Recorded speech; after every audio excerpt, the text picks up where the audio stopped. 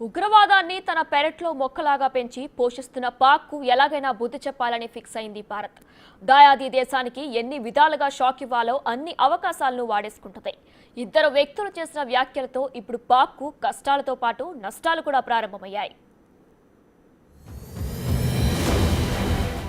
కొన్ని నిర్ణయాలు, ఇద్దరి వ్యాఖ్యలు ఇప్పుడిదే పాక్ ఫేట్ను కాస్త మార్చాయి, ఇంకా మార్చబోతున్నాయి.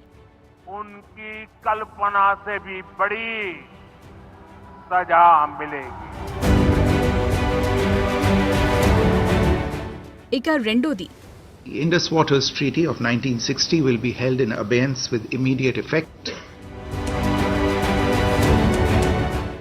రెండు డైలాగ్స్, ఇద్దరంటే ఇద్దరే మాట్లాడారు. ఈ దెబ్బకు పాక్ వణికిపోయింది. అక్కడి ప్రభుత్వం ఆగ మేఘాల మీద పరుగులు పెట్టింది. ఆలోచించి తీసుకుందో, అనాలోచితంగా తీసుకుందో కొన్ని నిర్ణయాలు తీసేసుకుంది. ఇక భారత్ దెబ్బకు పాకిస్తాన్ స్టాక్ మార్కెట్లు కుప్పకూలై ఏకంగా వెబ్సైట్ ని ఆఫ్లైన్ లో పెట్టేసే పరిస్థితొచ్చింది.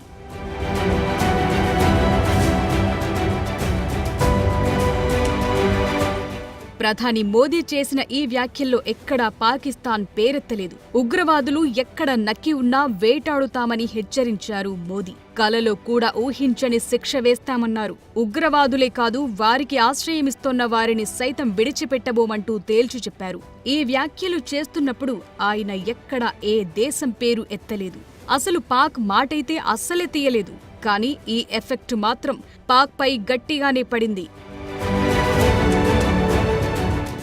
పాక్ స్టాక్ మార్కెట్లపై భారత్ దెబ్బపడింది. పాకిస్తాన్పై కేంద్ర ప్రభుత్వం తీసుకున్న చర్యలతో అక్కడ ఇన్వెస్టర్లు ఒత్తిడికి లోనయ్యారు. దీంతో కేఎస్ఈ 100 ఇండెక్స్ 2% పడిపోయింది.